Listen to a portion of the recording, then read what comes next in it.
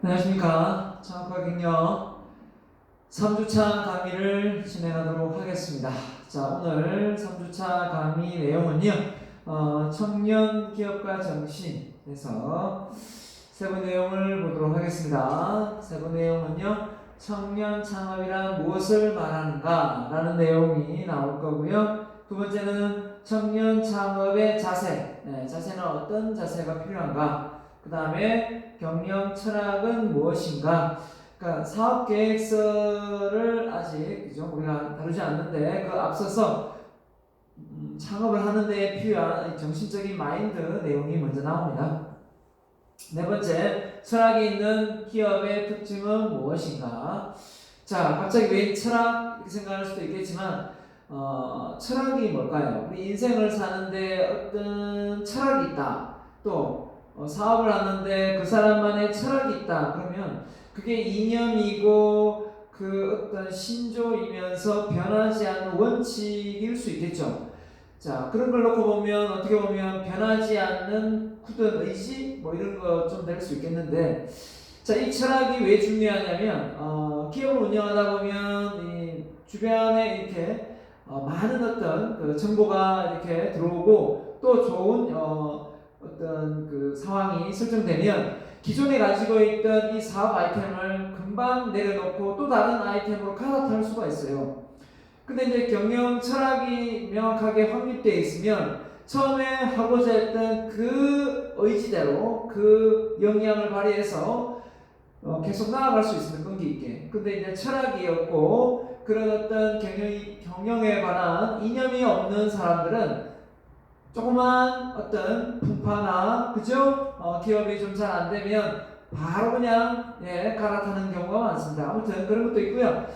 또 윤리적으로 도덕적으로 또 어긋남이 없는 그런 어떤 마인드도 이 철학에서 비롯됩니다. 결국 그죠?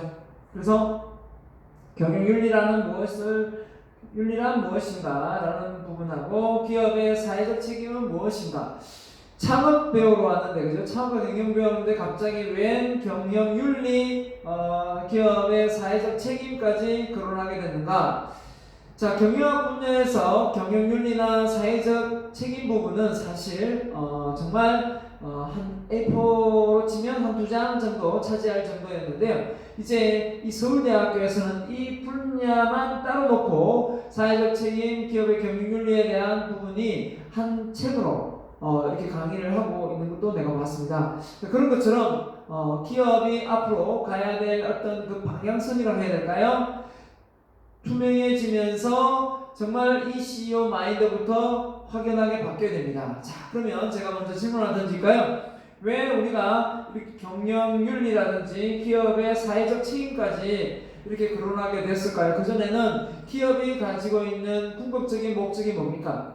기업이 가지고 있는 창업을 하는 궁극적인 목적은 당연히 그냥 내가 수익을 내서 그죠? 내가 이윤보다 그저 원가 대비 이윤을 많이 창출하는 그런 부분만 신경을 썼습니다. 근데 경영윤리라든지 기업의 사회적 책임 부분이 대두되는 부분은 투명화되었기 때문입니다. 투명화되었다는 건 뭐냐면 말 그대로 이제 누가 얼마를 버는데 그게 원가가 얼마인지에 대한 부분이 예전에는 좀 잘 몰랐다면 지금은 누가 어떤 제품을 가지고 어떤 플랫폼에서 어떤 수익을 낸다 그러면 그 원가가 얼마인지 또 어떤 식으로 운영되고 있는지에 대한 어떤 이 정보가 다 노출되어 있습니다.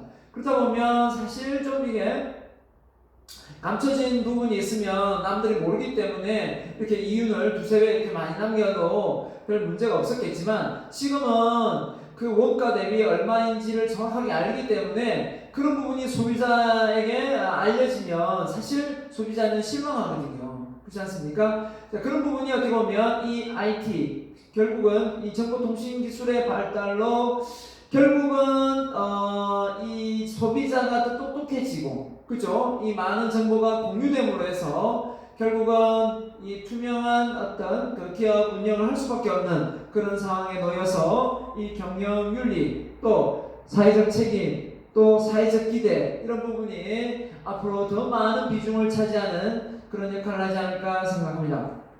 자, 청년 창업의 자, 여기 보면 울산대학교에서 작년에 리그전을 펼쳐서 방송에 우리 학생들도 참여를 해서 나간 적이 있는데, 아무튼 창업과 경영을 통해서 여러분이 제대로 된 사업 계획서를 잘 구성하면 그 사업 계획서를 바탕으로 해서 여러분이 이런 리그에도 참여할 수가 있습니다. 자, 어떻게 보면 이 수업은 여러분에게 좋은 아이디어를 내라는 그런 어떤 부분은 아니지만, 자, 여러분이 좋은 아이디어가 있다고 가정하고 또 여러분이 그 아이디어를 어떻게든 좀 그냥 문서화시켜서 사업에 맞는 그 사업 계획서의 딱 틀에 들어가는 그런 내용으로 구축하는 단계 아닙니까? 그렇기 때문에 그런 어떤 아이디어가 있어도 그 짜임새 있게 이 발표를 못하면 또 사업 계획서를 작성하지 못하면 그 상품화 되지 않지 않습니까?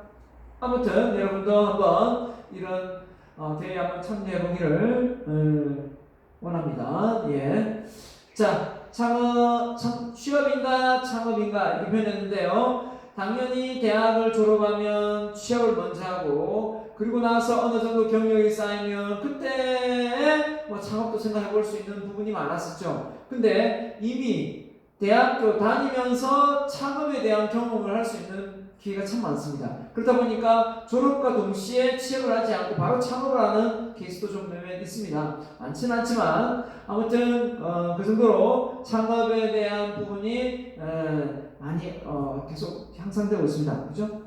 비율이. 자, 그래서 청년이라 했는데 15세에서 상당히 그죠? 연령대가 낮네요. 29세 이하의 젊은 남녀 이랬는데, 청년 청년의 대다수는 나는 사업에 관하여 관심은 있지만 진지하게 고려하고 있지는 않다 이렇게 표현했습니다. 창업에 대해서 관심은 있지만 진지하게 고려하고 있지 않다라고 하면 결국은 뭘까 생각해보면 불안하죠. 불확실성하고 그 다음에 안정적이지 않으니까 그게 가장 문제일 것 같고, 그 다음에 또 중요한 거는 좋은 아이템이 뭐 없으니까 사실 그 창업에 대한 부분이 그렇게 뭐 와닿지 않는 거죠. 예, 그런 아이디어가 있으면 하지 말라 해도 그죠? 네, 하는 사람이 많죠. 자, 지금은 누구나 한 번쯤 창업에 대한 고민을 하지 않을 수 없는 현실이 되었다. 왜 그러냐면 회사에 들어가서 맞지 않아서 나온 사람도 있고 자발적으로 나온 사람도 있지만, 많은 그 회사의 불안한 요소에 의해서 해고되거나 구조조정 대상이 되어서 그죠? 이렇게 나오는 경우가 참 있지 않습니까? 그럴 때 사실 다시 또 회사 생활 하려고 하니까 너무 힘들고 해서 나는 이참에 그냥 하나 창업을 하자 하는 사람도 참 많이 봐왔습니다. 자, 그래서 창업에 부정적인 사람들에게도 언젠가 한 번은 창업을 해야 하는 것 아닌가 하는 거, 이런 생각도 하게 되는 것 같습니다. 그죠? 그래서 이왕이면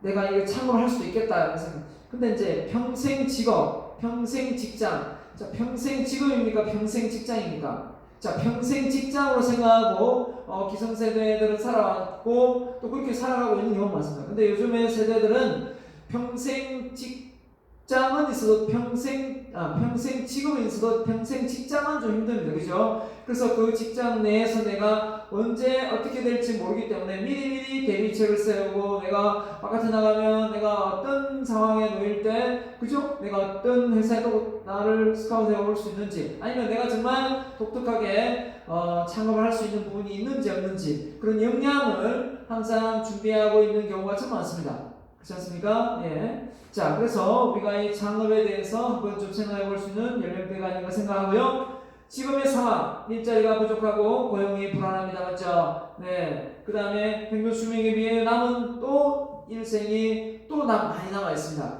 예전에는 연령대가 뭐 오래 살아봐야 그죠? 60대, 70대 이 정도 되면 그죠? 예. 그 생활을 마감했던 시절이 있었죠. 예. 근데 지금은 그러니까 80이 그죠? 90, 100살까지 사니까 지금은 어떻습니까? 나이 60대 초반에 그죠? 대부분 초반에 은퇴 많이 하죠. 중반까지 간다 하더라도 남은 인생이 또 40년 있다고 생각해보세요. 와, 그죠? 40년 동안 또 어떻게 살아가나, 이런 어떤 불안감이 없지 않아 있지 않겠습니까? 그런 부분에 대해서 적용템이 없는, 그죠? 예, 그런 어떤 직업을 또 택하려고 하는 경우도 많습니다. 그래서 공무원을 준비하면서도 또다시 창업을 생각하면서 공무원을 다니는 그런 공무원도 내가 많이 봤습니다. 은퇴 시기가 다가오면 자신을 고용해야 하는 상황에 놓인다. 그래서 어떻게 보면 내가 나를 창업해서 창업을 해서 내가 나를 고용하는 그 고용주의적인 생활이 되는 거죠. 자, 책은 없습니다만은 이건 오픈 스페이 내용인데요. 전체 응답수 300명, 남녀 비율이 175명 남자, 여자 125명인데요. 자, 이 부분에 대해서 전체 평균 나이가 27.9세, 28세쯤 되네요. 자, 창업에 있어서 가장 필요한 요소가 무엇인가라는 부분에서 아이템, 가장 많은 부분을 거론한 것 같습니다. 아이템이다. 아이템. 그죠? 아이템이 있어야 창업을 한다. 이제 이렇게 한 거죠. 자, 우리 첫 시간에 이야기했나요? 아이디어, 창업에 있어서 가장 중요한 핵심이 창업자, 아이디어, 그 다음 뭡니까? 자본, 돈이고, 그 다음에 네 가지를 이야기하면, 세 가지를 이야기하면 세 가지고, 네 가지를 이야기하면 상권이죠. 자, 그러면 아이디어가 이게 창업의 가장 핵심 요소라고 했는데, 아이디어는 어떻게 하면 나옵니까? 배웠죠? 아이디어는 어떻게 하면 나온다고요?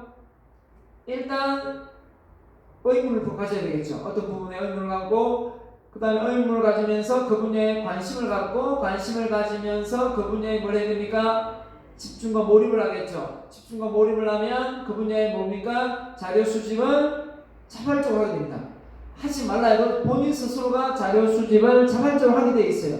자료 수집을 하면서 하다 보면서 이런 게 있네 하면서 알게 됩니다. 그러면서 그게 이제 아이디어가 나오는데 기존에 있는 어떤 아이템하고 비교해 가면서 이런 아이템이 참 괜찮겠다라는 생각을 하게 됩니다.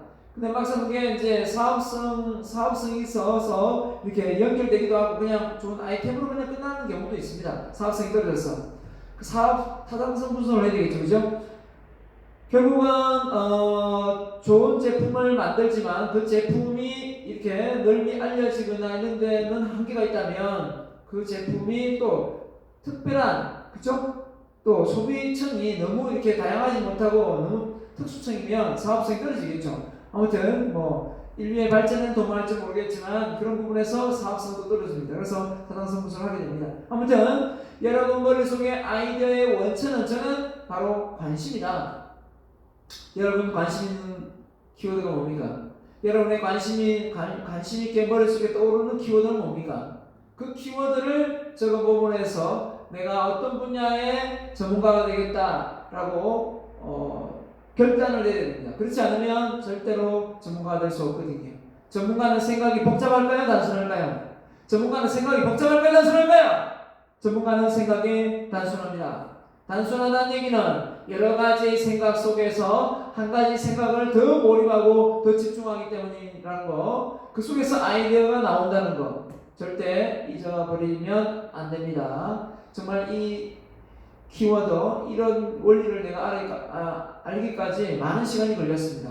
내게 한 7년이 걸렸는데 여러분은 지금 이 순간 이 강의를 들으면서 여러분은 그것을 깨우치고 여러분이 좋아하는 분야에, 여러분이 관심 있는 분야에 집중해서 몰입해서 자료를 모으고 찾고 그 자료에 대해서 책을 읽고 또 그 자료의 논문을 찾아서 정리하면 그 습관 자체가 여러분을 이 4차 혁명 시대에 살아가는 이 시대에 여러분은 절대 도태되지 않는 그런 숨은 인재가 될 것이라고 확신합니다. 저는. 자, 그래서 관심 있는 분야, 자, 물어봤더니 외식 분야, 유통 분야, 지식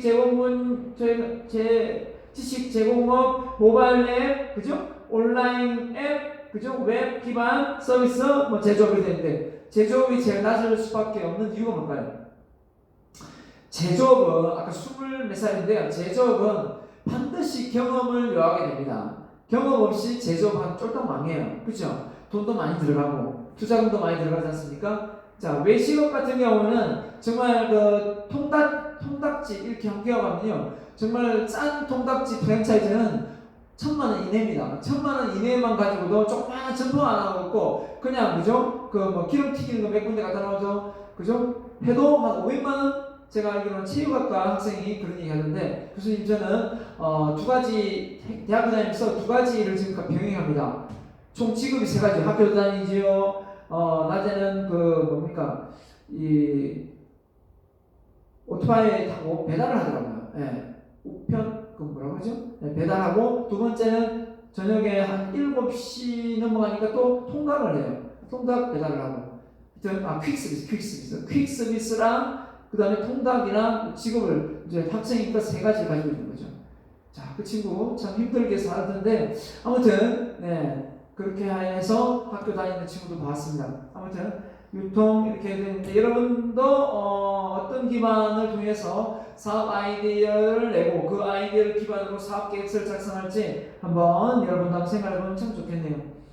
자, 어떻게든 여러분이 지금 관심 있는 창업 관련 사업 계획서 우리가 조별로 작성을 해야 되는데, 만에 하나 우리가 그죠? 이 만나지를 오프라인에 아예 수업을 못하고 온라인만 수업이 전개될 수도 있어요. 지금 분위기상. 만약에 된다면 될지 안 될지는 아직 장담 못합니다. 그렇게 되면 조를 편성을 못하잖아요. 그죠? 그러면 개별적으로 해야 되기 때문에 아무튼 여러분 스스로 개별적으로 리포트를 해야 되는 부분이 뭐냐면, 여러분의 관심 분야에 대한 부분이 지금 내가 3주차 좀 들어가면 원래 이야기를 해야 되는데, 오프라인에 이야기를 해야 되는데 지금 바로 내지는 않겠습니다. 네, 4주차부터 이야기할게요.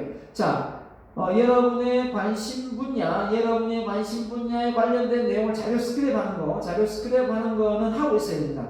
그죠? 하고 있으세요. 하고 있으면서 그 내용을 모으고 해서, 그죠? 읽고, 예, 그죠? 하면 좋죠. 그 내용을, 자료 스크랩을 해야만, 왜냐면, 그래야 아이디어가 나오거든요. 그래서 여러분 관심 분야를 빨리 찾아서 그 관심 분야를 잘 모으고 읽는 연습을 좀 꼭 병행해 주면 참 좋겠습니다. 자, 그게 리포트입니다. 리포트 개별 리포트고, 조별 리포트는 제 사업 계획서 같이 만드는 건데 PPT로. 자, 근데 지금 조별이 모일지 안 모일지 모르겠지만 오프라인이 되면 빨리, 그죠? 이런 부분이 해결될 것 같은데, 네. 아무튼 여러분이 창업에 관심이 있다면 창업에 관심이 있든 어떤, 맞죠? 여러분이 창업을 한다고 가정하고 어떤 분야의 창업을 할 거다라고 생각이 들면 그 분야의 자료를 여러 군데에서 이렇게 모으세요. 알았죠? 어느 날 잡아가지고 제출하시오. 그러면 한 사이트 들어가지고 거기에 쫙 뽑아가지고 그냥 그걸 딱 제출하면, 제가 모를 것 같아요. 다 압니다. 날짜도 다 나와 있고요. 딱 보면 이 친구는 여러 분야의 어떤 소스를, 그죠? 자료를 가져온 게 아니라 한 날 1시에 딱 이렇게 준비해서 한 거구나. 금방 알 수 있어요. 그럼 그 친구한테 리포트 점수 A+ 줄 수 있을까요? 못 줍니다. 못 줘요. 그렇기 때문에 여러분이 스스로가 조금씩 이렇게 관심 있게 준비를 하면 이것저것을 사이트를 방문해서 다양한 정보를 같은 주제로 이렇게 모을 수가 있습니다. 근데 그 자료를 모을 때 중요한 점은 뭐냐면, 한 주제를 정해야 됩니다. 한 주제를 정해서 논문을 보든 어느 국회 도서관을 들어가든 다른 자료를 신문에 들어가든 어느 일간지에 들어가든 나오는데요. 주제가 많이 흔들리면 안 돼요. 너무 많이. 그죠? 그러면 외식업을 했다가 갑자기 그죠? IT 쪽을 했다가 갑자기 그죠? 전혀 다른 쪽으로 하면 그 자료 스크랩이 의미가 별로 없어요. 왜냐면 그러면 아이디어가 안 나오거든요. 그렇게 복잡하게 하면 단순화시켜야 머릿속에 아이디어가 나온다 했는데, 그렇게 복잡하게 자료를 스크랩하면 오히려 머리가 복잡해져요. 네, 그렇기 때문에 한 주제를 정하고 그 주제에 관련된 내용을 다양한 곳에 상수해서 뽑아내라는 거지, 그죠? 다양한 주제를 가지고 이 주제 저 주제 해서 30장을 모으라는 얘기는 아닙니다. 알겠죠? 자, 창업 이거 책이 없습니다. 창업에 대한 관심. 자, 비교적 관심이 많다. 53%. 맞죠? 매우 관심이 많다. 23.7%. 비교적 관심이 없다. 16점. 관심 전혀 없다. 2%. 예, 대부분이 그러면 창업에 대해서 긍정적으로 생각하고 있다. 이거죠. 지금 당장 아니더라도. 그래서 창업하기 가장 좋은 시기는 어디냐? 이렇게 물어봤더니, 자, 학교 다닐 때가 10.3%. 많이 높죠. 자, 졸업하자마자 7%, 사회생활 1년 후 12.7%. 사회생활 1년 해보고 도저히 안되겠다고 나오는 사람 있겠죠? 대부분이 63%가 사회생활 3년 후에 많은 사람들이 하겠다 이렇게 본 겁니다. 자, 그죠? 네, 제공한 겁니다. 자, 다시 책으로 돌아갔어요. 그래서 창업을 했을 때 실패율이 저번에 제가 90% 이상인 것은 냈습니다. 거의 한 그죠? 몇 프로 안 됐잖아요. 창업 교육 부족이다. 창업 교육. 여러분이 지금 창업 교육 듣잖아요. 창업 교육을 아예 안 듣고 창업을 하기 때문이다. 두 번째, 경험 부족이다. 그 분야에 전혀 경험도 없으면서 남들이 이거 하면 돈 된다 하니까 막상 막 뛰어드는 겁니다. 세 번째 뭐냐면 자금 사정. 자금하고의 여력을 생각 안 하고, 그죠? 그 자금은 보통 창업 자금의 1.5배 정도 많이 이야기하거든요. 준비를 해오면 참 좋은데, 전체 금액의 여유를 좀 가지고 1.5배, 한 2배 정도를 들고 있으면 참 좋은데, 이게 참 쉽지 않죠, 그죠? 네. 아무튼, 대기업만 바라보고 스스로 월급쟁이에 만족하면서 살아갈 것인가? 그랬습니다. 자, 아니겠죠. 자신이 설정한 확고한 목표에 기반이 되는 회사를 선택하고, 그 안에서 창업의 싹을 키워갈 것인가? 자, 이게 이제 기존에 있는 그 취업을 해서 경험을 쌓으면서 내가 언젠가 창업을 할 거야 하면서 준비를 하는 거죠. 맞죠? 그 다음에 자신이 그건 결정해야 되겠죠. 자, 그래서 청년 창업의 자세. 창업자는 취업자가 느끼지 못하는 경험을 하지 못하는 자기만의 세상. 뭐 어떤 게 있을까요? 창업을 하면 좋은 점은 뭐냐면 일단 시간을 내 마음대로 만들어갈 수 있다는 거죠. 맞죠? 내가 뭐 아침에 몇 시에 일어나고 정해진 거 아니잖아요. 그러면 내가 정하면 뭐 정하기 나름이겠지만 그런 부분에서 내가 하루 24시간을 내 마음대로 짤 수 있다는 거, 그런 부분에서 참 자유롭죠. 자, 그래서 이제 자기가 원하는 거, 하고 싶었던 걸 해볼 수가 있는 거죠. 근데 이제 취업을 하게 되면 어떤 그 회사에 또 그 공무원이 되면 그 안에 틀 안에 갇혀서 하라는 걸 위주로 일단 숙련을 시켜야 되지 않습니까? 그죠? 그 속에서 나중에 이제 어떤 변화나 어떤 혁신을 깨할 수 있는 거지. 처음부터 그 기존에 하고 있는 일을 못하면서 내가 처음부터 변화와 혁신을 깨야겠습니다 이렇게 들어가면 그 있는 직원들, 선후배들이 참 좋아하겠습니다. 그죠? 네. 자기만의 세상 속에서 위험이 도사리고 있고 실패에 대한 두려움. 그래서 하이 리스크 하이 리턴이라는 말 쓰듯이 결국은 이런 보세요. 코로나 사태로 해서 많은 그 자영업자들이 힘들어하고 있지 않습니까? 왜냐하면 기업에는 들어가면 기업이 어려워서 문을 닫아도 일을 하지 않아도 70%는 주게 돼 있어요. 기본급에서. 그죠? 그렇기 때문에 월급이 완전히 끊기지 않습니다. 노동법에서 그렇게 되어 있기 때문에. 그래서 보니까 그 호텔 같은 경우는 아예 이제 그 직원들의 어떤 임금을 70%를 호텔이 코로나 때문에 문을 닫아서 줄 수가 없으니까 이제 줄 여력도 안 되니까 어떻게 하냐면 전부 이제 고용보험을 이제 들어오겠죠. 그래서 고용보험을 들으면 보통 고용보험센터에 신고를 이제 하면 회사에서 그냥 회사 사정이 어려워서 나왔다 이러면 이제 지원이 가능하거든요. 그래서 지원금을 받게 하고 나중에 다시 호텔이 오픈하면 다시 채용을 하겠다 이런 조건을 거는 것도 봤습니다. 아주 교묘한 꼼수죠. 그죠? 네, 그러면 정말 그 고용보험에 그 가입은 되어 있어서 돈은 냈겠지만 전체적인 어떤 그 비용은 국가의 세금이거든요. 네, 그런 부분에서 우리가 좀 앞으로 빨리 개선이 돼야 될 것 같습니다. 아무튼 지금 정부가 많은 지원책을 쓰고 있죠. 자, 청년 시기는 자기의 삶의 한계를 설정하고 도전하는 시기다 이렇게 해놓고요. 맞죠? 한계를 설정하고 도전하는 시기다. 매 순간 행동이 자신의 한계를 검증하고 새로운 한계에 도전하는 과정이다. 그래서 청년이라는 것 자체가 패기 넘치고 뭔가 활동적이고 뭐 실패해도 좀 다시 일어설 수 있는 시간적 여유가 있지 않습니까? 그렇기 때문에 그죠? 모험 창업을 해도 됩니다. 맞죠? 모험 창업 해도 돼요. 근데 이제 좀 가다 보면 전문 창업을 해야 되겠죠. 네. 왜냐하면 전문 창업이라는 거 기존에 이제 많은 실패와 우여곡절 끝에 프랜차이즈화된 그런 어떤 전문 창업을 보통 하게 되는데요.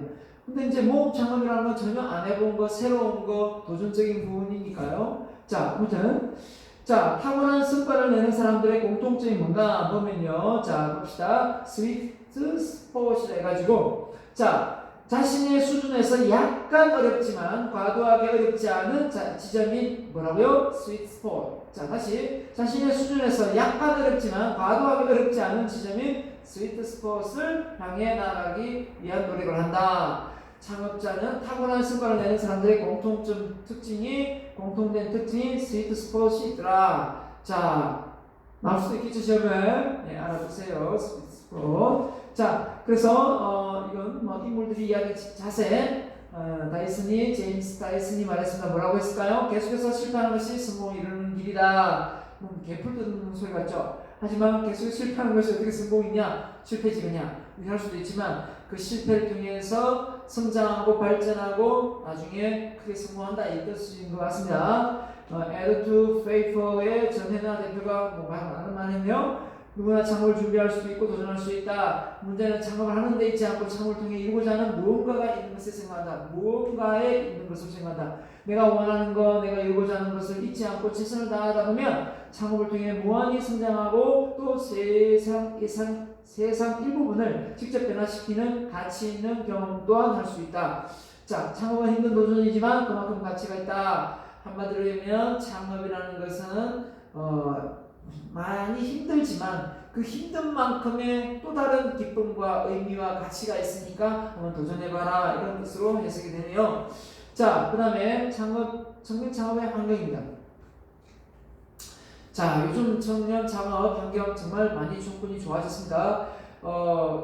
인큐베이터 식으로 해서 막 창업을 이렇게 막 실험실처럼 이렇게 가상을 해서 연습을 시킨 다음에 이렇게 다시 또 창업을 하는데 지원금을 해주죠. 그 최대 1억까지 지원을 해줘요. 아이템에 따라 다르겠지만 아무튼 그래서 최저부터 해가 최고까지 이렇게 지원해 주는데 예전에는 그런 게 없었죠, 그죠? 예, 그래서 경력 개발의 중요성과 더불어 취업 시장의 변화에 대응하는 보다 적극적인 방법인 청년 창업. 자, 좁아지는 취업 문으로 스트레스를 받기보다 어떻게 하라? 한번 창업을 하는 노력을 해봐라. 그죠? 대학생 청년 창업자에 대한 장애력, 체력이 뛰어나니까 한번 해봐라 이거죠. 그래서 스마트 핵심 시대를 주도하는 디지털 세계로서 무궁무진한 신사업 기회가 둘러싸여 있다. 여러분 창업하면 딱 떠오르는 게 뭐예요?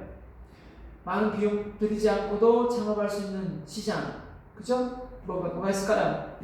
바로 당연히 온라인 시장이죠. 오프라인은 사무실을 얻어야 되죠. 막 이렇게 되니까 온라인 시장에 그죠?